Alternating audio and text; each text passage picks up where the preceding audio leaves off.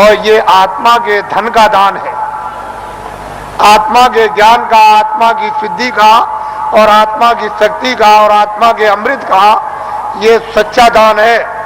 ये बाहर का वो छाया का दान नहीं है। इसलिए वो मंत्र नहीं है जो गुरु मंत्र, ये गुरु दीक्षा नहीं है, ये आत्म मंत्र है, आत्म दीक्षा है। इसलिए इसको नामदान कहते हैं। आप लोग इसको सम्मान से ले लो और ये सबके काम आएगा। हिंदू, मुसलमान, सिख, ईसाइयों के, छोटे बड़े, बच्चे और बच्चियों के ये अमूलक वस्तु है। ये हीरे जवाहरात से नहीं मिलेगी, चाहे जितना भी दुनिया में बांटो। जब उस प्रभु की कृपा हो जाएगी उन महात्माओं पर तभी वर्षा होगी। इसके पहले कुछ छेड़ने वाला नहीं, पत्ता नहीं हिलेगा। लेकिन जो दया उनकी हो गई कि इन आत्माओं को अवसर दे दो, इनको मौका दे दो, इन पर वर्षा कर दो और ये बीज डाल दो। जब वो ऋतु और समय आएगा तो जम जाएगा। महात्मा फकीरों की मेहनत व्यर्थ नहीं जाती। तो मैं आदेश का पालन कर रहा हूं और ये सर्वोपरि आत्मदान आपको दे रहा हूं, उसको आप सम्मान से ले लो। और 2 मिनट, 4 मिनट, 5 मिनट, 1 मिनट, आधे मिनट मनुष्य दरवाजे पर, मनुष्य आत्म दरवाजे पर बैठकर आप जिस तरह से बताया जाए उस तरह से आप भजन करो। यहीं पर अगर दरवाजे पर बैठ करके आपने भजन कर लिया तो रिद्धियों सिद्धियों का सबका भंडार उदय हो जाएगा। यहीं से सब चीजें मिलने लगेंगी। लेकिन दरवाजा नहीं मिला और वहां बैठ करके भजन नहीं किया तो कुछ मिलने वाला नहीं है। वैसे ही खाली आए हो, अज्ञान में आए और अंधकार में आए, रोते हुए आए। जब जाने का समय होगा तो ज्ञान रखवा लेगा, देखना रखवा लेगा, सुनना और बोलना रखवा लेगा और एक पीछे से ठोकर मारकर रवाना कर देगा। इसलिए आप लोग संभल करके रहो। हम तो कोई जय गुरुदेव है नहीं। इस किराए के मकान का नाम आपका ही रखा हुआ, जो रखवाया होगा उस समय के पंडितों से, यह नाम तुलसीदास है। और जय गुरुदेव नाम उस परमात्मा का, ईश्वर का, भगवान का, उस सर्वशक्तिमान, उस ब्रह्म का, उस अल्लाह ताला यानी खुदा और गाड का नाम। ये किसी इंसान आदमी का नाम नहीं। तो जो नाम मैं भगवान का बोलूंगा सब लोग एक साथ बोलेंगे, आगे पीछे नहीं। जो नाम बोलता जाऊं सब लोग उच्चारण करना, जिससे हमको मालूम हो कि आप शुद्ध नाम का उच्चारण कर रहे हो। जब मैं बोल बंद हो जाऊं तो आप भी बंद हो जाना। बोलो जय गुरुदेव। और ये आत्माओं का गोपनीय यानी रूहों का ये छुपा हुआ राज, ये खजाना है। ये जब तुम जरा सा रियाज और जरा कमाई करोगे, थोड़ी सी आप मेहनत, अभ्यास और साधना करोगे तो जल्दी से ये प्रकट होने लगेगा। लेकिन तुम ऐसे ही बैठे रह गए तो घर का भी कोई काम नहीं होता। और वैसे घर में भी कोई आपको नहीं पूछेगा, अरे भाई काम प्यारा, चांद थोड़ी प्यारा है। अरे भजन करोगे तब तो तुम प्यारे बनोगे, तब तो तुम्हारी जीवात्मा इस अंधकार से, इस जड़ता से निकलेगी। लेकिन भजन नहीं करोगे तो कौन किसको प्यारा?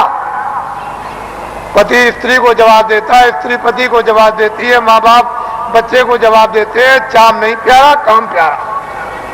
अरे बातें प्यारी नहीं है, साधना और भजन और प्यारा है। तो इसलिए थोड़ा तुम भी मेहनत करो, हम भी करो। दोनों की मेहनत से ये हो जाएगा, काम पूरा हो जाएगा। आज गुरु महाराज का ये उनका पुण्य, जो संकल्प यहाँ छोड़ गए हैं, जो आशीर्वाद और आदेश जो दे गए हैं, ये सब उनकी चीज है। हमारे पास कुछ उन्हीं का आशीर्वाद, उनकी दी हुई ये दौलत है और उन्होंने आदेश दिया है कि इस तरह का जब समय आएगा तो बांट देना, वो आपको मिलेगी। उनकी ये स्मृति है, यादगार, कि ये खजाना महापुरुषों ने बांटने के लिए दिया है, ये उनकी यादगार। और वो सब चीजें ताजी। गुरु महाराज बड़े सादे थे, बड़े सीधे थे, बहुत सादगी थी, बड़े सीधे थे, बड़े भोले थे, लेकिन जानते सब कुछ थे, कोई चीज उनसे छुपी नहीं, सब कुछ जानते थे। और उन्होंने ये संकल्प, तो उनका ये संकल्प है कि जीवों को बहुत लाभ होगा, रूहानियत का, आध्यात्मिकता का। आगे सब लोग तैयारी करो, भंडार खुलेगा और सब लोग उस भंडार में प्रवेश होंगे और असली खजाने की लूट होगी।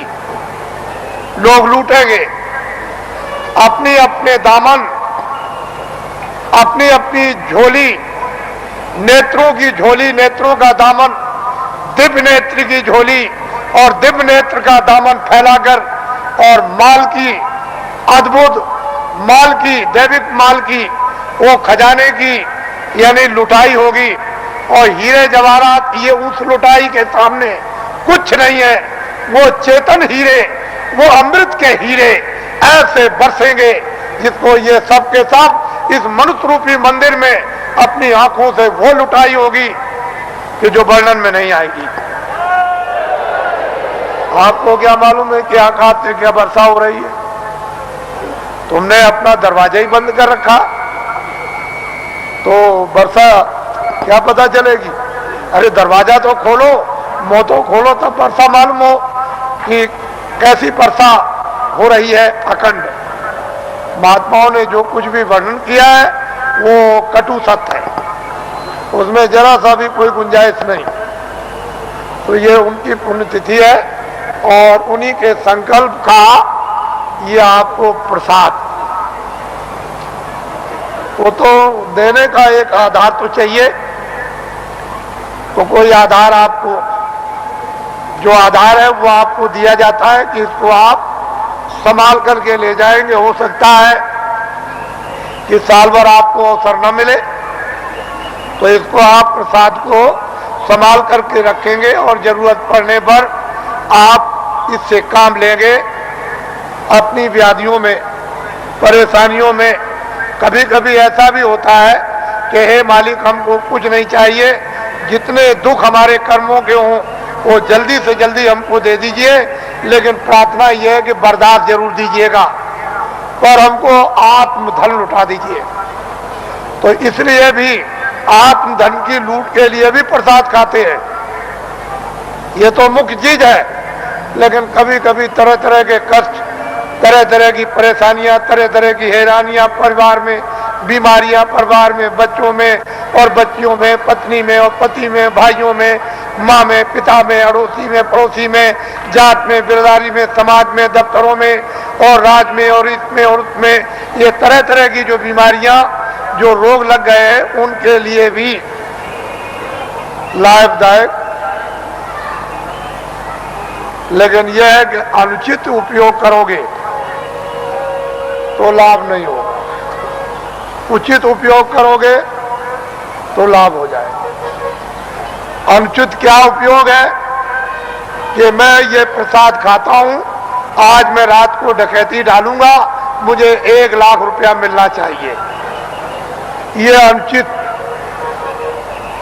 इससे लाभ नहीं होगा। तुम इसको खा करके डकैती डालोगे, चोरी करोगे, मौके पर पकड़े जाओगे और फिर कर्मचारी अधिकारी पकड़ेंगे तो वो डंडे मारेंगे, कचहरी पहुंचा देंगे, तुम्हारी सजा हो जाएगी। तो अनुचित प्रसाद का उपयोग मत करो, उचित करो। और मेरी चोरी छूट जाए, मेरी डकैती छूट जाए, झूठ छूट जाए, छल कपट छूट जाए, बदमाशी छूट जाए और मुझसे ये छूट जाए और ये बुराई छूट जाए और मुझ में अच्छाई आ जाए।